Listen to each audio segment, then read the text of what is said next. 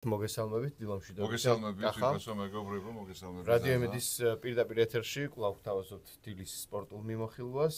ჩვენ გამოვეხმაურებით აუცილებლად დღევანდელი დღისთვის ჩვენი სპორტული პალიტრის ერთ-ერთი მნიშვნელოვანი მიმართულება, სადაც კვლავ გვაქვს იმის საშუალება, რომ ევროპის ჩემპიონატზე ისევ გავიბწყინოთ, ხელბურთზე ვისაუბრებთ, ასევე პარაძიუდოს შესანიშნავ შედეგებზე, კალათბურთს გამოვეხმაურებით და ფეხბურთსაც ალბათ მოვასწრებთ მცირე საუბარს. მოკლედ, ყველაზე მნიშვნელოვანი დღეს ალბათ არის ის, რომ ჩვენი ნაკრები კვლავ ახერხებს მეორედ გასვლას ევროპის ჩემპიონატზე და დღეს ამ მხრივ მნიშვნელოვანი დღეა, თუ შეგიძლიათ ვრცლად გითხრათ ახლა ეს ბოლო დღეები სპორტული არენების ძალიან დატვირთულია. მიღმა დატვირთულია ასევე კენჭისყრა კალათბურთში 2 დღის წინ და დღეს უკვე დანიაში დანის ქალაქ ჰერნინგში გაიმართება ხელბურთელთა ვაჟთა ევროპის ჩემპიონატის ფინალური ეტაპის კენჭისყრა 2026 წლის ჩემპიონატის ფინალური ეტაპის კენჭისყრა საქართველოს ნაკრები როგორც უკვე აღნიშნეთ მეორედი ასპარეზებს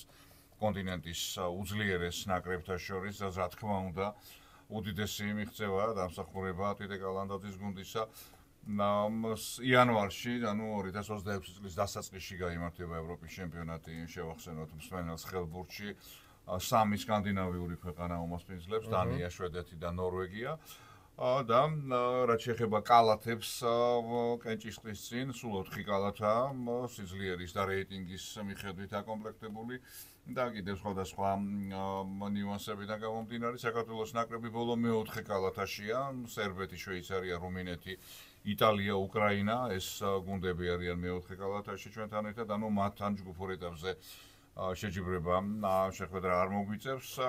რაც შეეხება თუ რა პრინციპით მოხდა გუნდების გადანაწილება კალათებში, შესარჩევ ეტაპზე პირველ ადგილებზე გასული გერმანია, უნგრეთი და სლოვენია პირველ კალათაში რეიტინგით მოხვდნენ ევროპის ჩემპიონ საფრანგეთთან და 2 მასპინძელთან, დანიასთან და შვედეთთან ერთად, ეს არის პირველი კალათა. დანარჩენი 5 პირველ ადგილოსანი ჯგუფებში, ჩვენთან ისლანდია გავიდა, როგორც გვახსოვს პირველ ადგილზე, მეორეზე კი საქართველოს ნაკრები, დანარჩენი 5 პირველ ადგილოსანი კი მასპინძელ ნორვეგიასთან ერთად მეორე კალათაში განითესა. მეორე ადგილოსანი 6 გუნდი უკვე რეიტინგის მიხედვით მესამე კალათაში იკავებს ადგილს, ხოლო 2 მეორე ადგილოსანი, მათ შორის ჩვენ და ასევე სერბეთი 4 მესამე ადგილოსანთან ერთად მეოთხე კალათაშია. ანუ 4 საუკეთესო მესამე ადგილოსანი 8 ჯგუფიდან დაიბება ამ 4 გუნდმა ადგილი ევროპის ჩემპიონატზე და მათთან საქართველოს ნაკრები. ანუ დღეს გაიმართება კენჭისყრა საღამოს პირს 6-4 გუნდიანი ჯგუფი გამოვლინდება. საქართველოს ნაკრებს თითო მეტოქი შეხვდება პირველ, მეორე და მესამე კალათიდან ჯგუფის მომდევნო ეტაპზე, ანუ 4 გუნდიდან 2 საუკეთესო გააგრძელებს ბრძოლას. ჩვენს ნაკრებს როგორც გვახსოვს ერთი მოგება აქვს ევროპის ჩემპიონატის ფინალურ ეტაპზე წინა ევროპის ჩემპიონატზე ბოსნია-ჰერცეგოვინას მოვუგეთ. იმედია ეს მიღწევა გაუმჯობესდება, რაც იმის წინაპირობა იქნება, რომ საქართველოს ნაკრები ჯგუფიდან მომდევნო ეტაპზე ასპარეზობის უფლებას მოეპოვება. წინასგან განსხვავებით ამ შემთხვევაში ნაკვირდებოდი შედეგის ცვლილობას რა მოლოდინი როგორი გაქვს ჩვენი ნაკრებისგან. ესე იგი შემიძლია ასე ვთქვათ გადაჭრით თქვა რომ ეს გუნდი, ეხლანდელი გუნდი გაცილებით ძლიერია წინა ევროპის ჩემპიონატზე გასულ გუნდთან ფაქტობრივად გამოცდილება კი, მაგრამ შეთამაშება გამოცდილება უდიდესია ტურნირზე მონაწილეობის მონაწილეობა მიღებულ გუნდს უკვე აქვს ის ნიუანსებში გარკვევის უნარი, რომ თქვათ როგორ მონათონური ტურნირია ხო ევროპის ძალების გადანაწილება ერთ-ერთი მნიშვნელოვანი სტრატეგია. ერთ თამაშში აკავიდა შემდეგ თამაშებში. ეს გამოცდილება მიღებულია უკვე, გამოცდილი ხელბურთელები ყავს, მაღალი კლასის ხელბურთელები და არ ვიცი ძალიან ინტერესით ველოდები ახლა დღევანდელ კენჭისყრას და შემდეგ რა თქმა უნდა უკვე იანვარში ევროპის ჩემპიონატს. ასე რომ წარმატებები ჩვენს ნაკრებს და კიდევ ერთხელ აღვნიშნოთ დღეს ერთ-ერთ მასპინძელ ევროპის ჩემპიონატის ერთ-ერთ მასპინძელ ქვეყანაში დანიაში, კერძოდ ჰერნინგში გაიმართება ხელბურთელთა ევროპის ჩემპიონატის ფინალური ეტაპის კენჭის. კი ბატონო, ჩვენი გველოდებით რომ გავარკვიოთ ვინ არიან, უბრალოდ როგორი იქნება საბოლოოდ მოხაზულობა ტურნირის მსვლელობისა ხელბურთში ევროპის ჩემპიონატის, სადაც ჩვენები მონაწილეობენ და ასევე ინტერესის საგანია ჩვენი უკვე 2027 წლისთვის კატარში დოხაში დაგეგმილი საკალათბურთო მნიშვნელოვანი მსოფლიო ფორუმისა, მსოფლიო ჩემპიონატისა და სანამ ამაზე ვისაუბროთ, ჩვენ აღნიშნე რომ ეს კვირა ძალიან მრავალფეროვანი იყო ჩვენი სპორტული შედეგიანობის კუთხით და ამ მხრივ ალბათ ცალსახად ხაზგასასმელია ჩვენი პარაძიუდოისტების შედეგიანი გამოსვლები, გუშინაც კიდევ ერთი გამორჩეული და ახლა ამაზეც რომ მივაწოდოთ მსმენელებს ინფორმაცია. მოდი აღნიშნოთ, რომ პარაძიუდოში ეს არის ყველაზე წარმატებული ევროპის მსოფლიო ჩემპიონატი, ჩვენთვის 3 მსოფლიო ჩემპიონი ყავს და ესე იგი 7 წლიანი პაუზის შემდეგ მოვიგეთ მსოფლიო ჩემპიონატი 2018 წელს საუკეთესო იყო მსოფლიო ჩემპიონის ტიტული მოიპოვა ზვიად გოგოჭურმა და აი გუშინაც ზვიადმა პარაძიუდოში მსოფლიოს ერთ-ერთმა საუკეთესო ძიუდოისტმა დაგეგმილი ოქრო შეიძლება ითქვას ზვიადს ძნელად რომ კონკურენტი ჰყავდეს დიდ ტურნირებზე და აი ამჯერადაც ყაზახეთის დედაქალაქი ასტანა მასპინძლობს მან რამდენიმე დღის წინ გასულ ქმეებზე გაიმართა გრანდსლემი და მის დასრულების შემდეგ დაიწყო უკვე პარაძიუდოში მხედველობა დაქვეითებულ ძიუდოისტთა შორის ტურნირი და აი ორი კატეგორია ეს მართლაც ისტორიული გამოსვლა იყო. კი, ნამდვილად ბრწყინვალე ხდება და შესანიშნავი მისი მეტოქე კი უზბეკი დაურხონ კარომატოვი გახლდათ გოგოჭური ერთადერთი ქართველი პარაძიუდოისტია, რომელსაც მოგებული აქვს პარალიმპიური თამაშები. ანუ შეზღუდული შესაძლებლობების მქონე პირთა შორის ოლიმპიადა, პარალიმპიური თამაშები. ასევე მსოფლიო და ევროპის ჩემპიონატი, გოგოჭური მსოფლიო სამგზის ჩემპიონია. ამასთან მსოფლიო პირველობაზე გუშინვე ბრინჯაოს მედლები მოიპოვეს ზურაბ ზურაბიანმა 64 კილოგრამის კატეგორიაში და ლაშაკი ჯილაშვილმა 95 კილოგრამში. შევახსენოთ ასევე მსმენელს, რომ გუშინ წინ მსოფლიო ჩემპიონები გახდნენ გიორგი ქალდანი და სავა ბაღდავაძე. ასე რომ 5 медали მსოფლიო ჩემპიონატზე, აქედან 3 უმაღლესი სინჯის, რა თქმა უნდა, ეს არის დიდი შედეგი. და შესაძლოა აღნიშნე ხო ჩვენი ნაკრებისთვის, აი ეს გამარჯვებათა ეს სერია და ზოგადად ეს ტურნირი ყველაზე უხმოსავლიანია, ასე ვთქვათ. ნამდვილად. და საერთოდ პარაძიუდოში ეს ასე ვთქვათ ცხელცხელი ინფორმაცია, უნდა ასევე ვახსენოთ, ჩვენ საუბრობდით პარაზალოსნობაში უმასპინძლა თბილისმა 12 მაისს დასრულდა მსოფლიო თასის გათამაშება და იქ საერთოდ 15 медали მოიპოვეს ქართველმა პარაზალოსნება, აქედან 2 ოქროს და 2 ვერცხლი თუ სწორად ხალხს დანარჩენი ბრინჯაოს 3 ვერცხლი. როგორც ინდივიდუალურში, ასევე როგორც ორჭიდი ჟამში, ასევე სხვადასხვა დისციპლინებში. ასე რომ პარასპორტში გვაქვს ძალიან კარგი წარმატებები თითქმის ყველა ფრონტზე, რაც რა თქმა უნდა საქართველოს პარალიმპიური კომიტეტის და საერთოდ იმ ადამიანების დიდი დამსახურება, ვინც პარასპორტში მოღვაწეობენ, იმ ადამიანების ჩართულობა პარასპორტში, შეზღუდული შესაძლებლობების მქონე პირთა ჩართულობა მათი დამსახურება წლების წინ არ იყო, რა თქმა უნდა, ამის ფუფუნება და ამის არც ის ადამიანები ჩარნები არ იყო და ახმარებოდნენ ადამიანებს, რომ ახლა ნელ-ნელა ეს ყველაფერი ძალიან სისტემატიზირებულ ხასიათს იძენს, რაც ძალიან მნიშვნელოვანია აბსოლუტურად და თვითრეალიზაციის ეს შესანიშნავი საშუალება და ამ ადამიანებმა აგერ საკუთარი შესაძლებლობებით დაამტკიცეს, რომ შეუძლიათ აი ამ ფრონტიდანაც გადის ჩვენი ქვეყანა, საქართველოს ქვეყანას მოუტარონ პოპულარობა და მისი ცნობადობაც გააზარდა და ზოგადად მისი სპორტული შესაძლებლობები კიდევ უფრო მრავალფეროვანი იყოს და მოკლედ ასტანაში გამართული ეს ჩვენთვის შედეგიანი შეჯიბრი პრინციპში დღეს უახლოვდება დასასრულს და ჩვენ საერთო ჯამში ჩვენ ანგარიშზე ამ დროისთვის 5 медали. 5 медалია, კი ბატონო. 2 აქედან უმაღლესი სინჯის.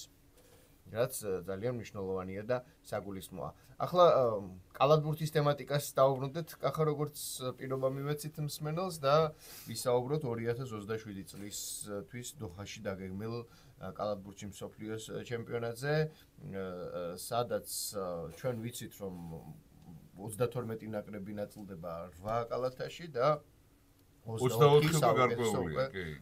ისედაც მეორე ეტაპზე. კი, ამ 24 ნაკრებს შორის საქართველოს ეროვნული ნაკრებიც არის. ეს 24 ნაკრებია ის გუნდები, რომლებიც ევროპის წლევანდელ ჩემპიონატზე ითამაშებენ.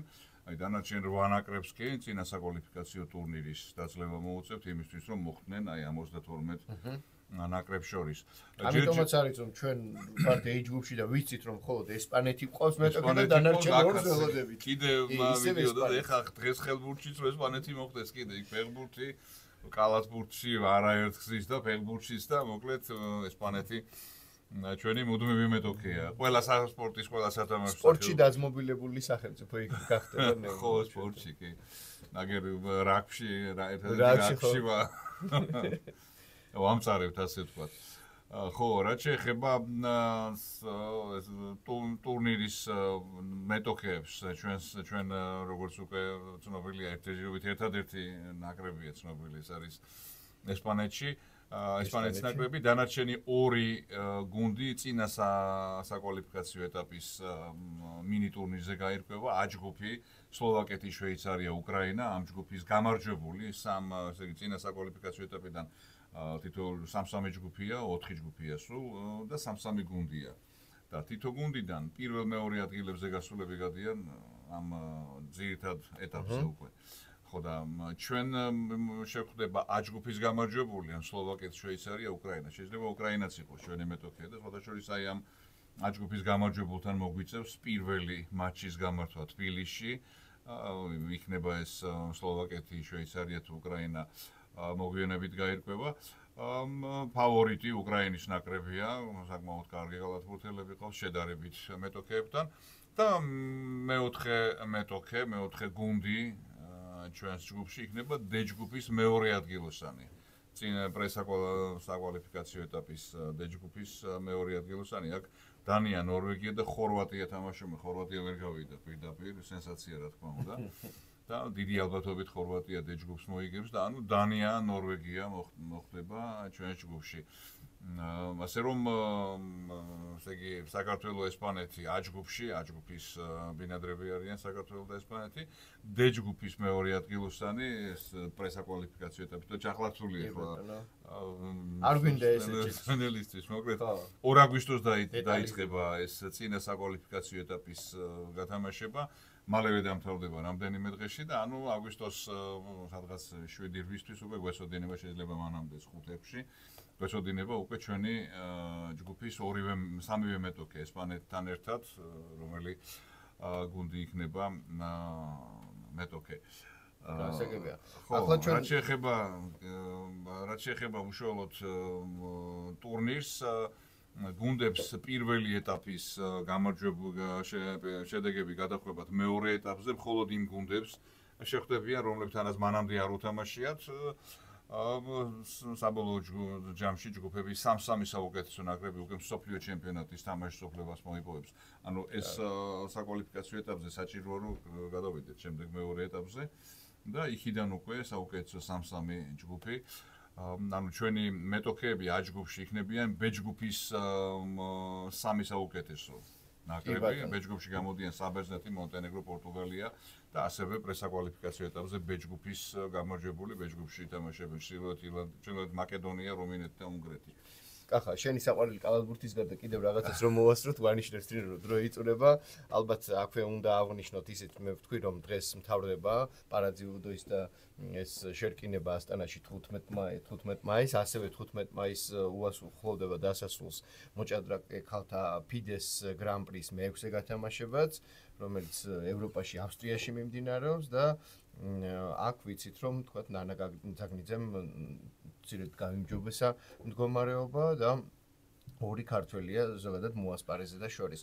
ხო მე მინდა ასევე მოვასწრო და გამოვეხმაურო ფეხბურთსაც, იმიტომ რომ წუხელ მნიშვნელოვანი მატჩი იყო, სადაც 70-იანი წლების შემდეგ პირველად მოახერხა ბოლონიამ იტალიის თასის მოპოვება და ვინ დაამარცხა ესეც ის კლუბი, რომელიც 15 წლის წინ დაახლოებით 15 წლის წინ საოცარი შედეგებით გამოირჩეოდა და ბოლონია ახლოსაც ვერ გაეკარებოდა მის დაცვის ხაზს რა შედეგებს მიიღებდა მისი თავდაცვის ხაზისგან ეს კიდე ცალკე თემაა მოკლედ ბოლონიამ 1974 წლის შემდეგ პირველად მოახერხა რომ აღემართა იტალიის თასი და მან ეს მოახერხა მილანის დამარცხებით მილანური კლუბის დამარცხება და მინიმალური ანგარიში საკმარისი იყო მისთვის და შეხვედრა რომელიც შედგა არა მილანში არამედ რომში რა თქმა უნდა ნეიტრალურ სტადიონზე 53 ბოლონია იტალიური საკლუბო ფეხბურთის ერთ-ერთი ყველაზე ტიტულოვანი კლუბია ოღონდ ეს უკავშირდება ძველ პერიოდს სული საუკუნის 70-იანი წლები თუჩე მუსოლინის საყვარელი კლუბი იყო ბოლონია და მუსოლინის ფაშისტური რეჟიმის პერიოდში ბოლონია ხდებოდა იტალიის ჩემპიონი და ჩვენთანაც იყო მსგავსი ხო თბილისის დინამო რაც არ უნდა წარმატებული ყოფილიყო თქვა ადრეულ საბჭოურ ჩემპიონატებში მოსკოვური გუნდები უნდა გამხდარიყვნენ ჩემპიონები და ძალიან ბევრჯერ პირდაპირ ჩარევით დაუკარგიათ ჩვენებს ჩემპიონობა ხო ანუ ვერ ისევე როგორც ფრანკოს ფავორიტი რეალი აი მან ყველაფერს აკეთებდა მანც უცხო არა მაგ დროს ბარსელონა ხდებოდა ფრანკოს დროს ხია ჩემპიონი ხო მაგრამ ფრანკომ ძალიან შეუწყო ხელი მისი ფავორიტი იყო საერთო კლუბი და ეს იდეოლოგიის ნაწილი ეს არის ნუ მოკლედ ბოლონია მოიგო იტალიის ცალკე თემაა კიდე ფრანკო და რეალი თემაა რა თქმა უნდა ხო, ნუ ამასობაში ბოლონიას გულშემატკივარი ყავს თუ არა საერთოდ შემორჩენილი. თუ ყავს გულუცავთ მათ გამარჯვებას კი ბატონო. და ფეხბურთზე საუბრისას ალბათ არ უნდა გამოვტოვოთ და უნდა გამოეხმაუროთ მოკლედ ჩვენ მამარდაშვილის შესანიშნავ თამაშს წუხელ სადაც ნუ არ გვიგებს უკვე შეულებრივი მოვლენაც არის. კი, მაგრამ აი გულდასაწყვეტი იყო პენალტი, ანუ 10 მატჩიანი წაუგებელი სერია ვალენსიისა, სადაც ლომის წილი მიუძღვის მამარდაშვილს. ნუ აბსოლუტურად მე რაც ვნახე სათამაშო ეპიზოდი იყო, გამოვიდა ბურთზე ითამაშა, მაგრამ საჯმა რომელმაც მანამდე დადო პენალტი, ეთყობა იხტიბარი არ გაიტეხა ეკრანზე გადამოწმების შემდეგაც კი. და ვარზე იქიდან არ უკარნახეს ეთყობა და ხო, ნუ თავარია ვალენსიამ პროგრამა მაგრამ იმდენად კარგად ითამაშა მამარდაშვილმა რომ დანიშნული პენალტის კი გამოისრო მხარეც, მაგრამ გატანის მიუხედავად და აი ასეთი ანგარიშის მიუხედავად, მაინც საუკეთესო მოთამაშედ დასახელდა მატჩისა. ანუ ზე საუკეთესო იქნებოდა რომ არა პენალტი. და მისი ერთ-ერთი კონკურენტი, ვინც უნდა დახვედროდა ლივერპულში, შეიძლება აღარ დახვდეს, იმიტომ რომ კევინ კელეჰერის გადაბირებაზე საუბრობს ლიდსი, ძალიან ხმამაღალი ამ თემაზე საუბარი. იცი დაბრუნდა, კი. ხო და კელეჰერი ვთქვათ, მამარდაშვილისთვის კარგია რომ ეს კონკურენტი მოაკლდება, იმიტომ რომ მან ალისონის ტრამვირების პერიოდში ყველა მატჩი პრინციპი კარგად ითამაში და მასთან პრეტენზია არავის არ ქონია. აი ის კი არა და მისი ქვეყნის ნაკრების მწვრთნელი ამბობს რომ ოღონდ ათამაშეთ ითამაშოს საუკეთესოა მისთვის ეს ნომერ პირველია, მაგრამ ნუ იმედი მაქვს რომ ეხლა კელეჰერის მსგავსად მამარდაშვილი არ იქნება სათადარიგო მეკარე ლივერპულისა. ნუ მომავალი გვიჩვენებს. დღეს ესპანეთში ლა ლიგის სრულდება საკლუბო ეროვნული ჩემპიონატები ევროპის სამყარო საფეხბურთო პირობებზე. დღეს არის კატალონური დერბი, ესპანელი ბარსელონა, თუმცა ეს არაფერია უკვე ხო იმ დერბის ფონზე, რომელიც ელ კლასიკოს სახელითაა ცნობილი და სავარაუდოდ დღეს ოფიციალურად გაიფორმებს. მე ესე მგონია ჩემპიონის მორიგ ჩემპიონის ტიტულს, თუმცა თეორიული შანსები რეალს აქვს კიდევ, მაგრამ ცოტა ფანტასტიკის სფეროა 4 თეორიაც კი ვერ უშუალესია. ტურია დარჩენილი ჩემპიონატის დასრულებამდე და ასე რომ რეალი თავის მხრივ ბოლოს წინა 37 ტურში სევილიას ესტუმრება 18-ში აიმართება ეს შეხვედრა, ასე რომ 4-ვე, უბრალოდ 3 გუნდი უკვე ცნობილია, რომლებიც ჩემპიონთა ლიგაზე წარადგენენ ესპანურ ლა ლიგას, ბარსელონა, რეალი და ატლეტიკო. და კიდევ 2 პოზიციისთვის, 2 ადგილისთვის ებრძვიან ატლეტიკო, ვილიარეალი და ცივი შანსი აქვს სევილის ბეტისსაც, თუმცა დიდი ალბათობით ბილბაო და ვილიარეალი მოიპოვებენ. სწორედ ეს 5 გუნდი ბარსელონა, რეალი, ატლეტიკო, ბილბაო და ვილიარეალი ითამაშებენ ჩემპიონთა ლიგაზე მომავალი სეზონიდან და რადგან ესპანეთის მინდოდა მე თქვენ მაგრამ მე გამოშვება იცი რა ჩვენ ყოველდღე ეთერში ვართ და კიდევ უფრო მეტი სიზუსტე გვექნება და უფრო განვავრცოთ თემა და რადგან ლა ლიგა ახსენე უფრო დავაზუსტოთ ვინცეთ აინტერესებს თემა რომ მატჩები 9 საათით ისთვის არის დაგეგმილი ოსასუნა ატლეტიკო მადრიდი, რაიო ვალიკანო ბეტისი, ხოლო უკვე მოგვიანებით გაიმართება ხეტაფე ატლეტიკო და დერბი, რომელიც შენახსენე ბარსელონა ესპანიოლი. ჩვენ დავასრულეთ დილის სპორტული მიმოხილვა, მადლობა. ხვალ 9 საათიანი საინფორმაციო გამოშვების შემდეგ კვლავ ვისაუბროთ სპორტზე, ქართულ და მსოფლიო სპორტზე. ახლა კი გემშვიდობებით, დროებით.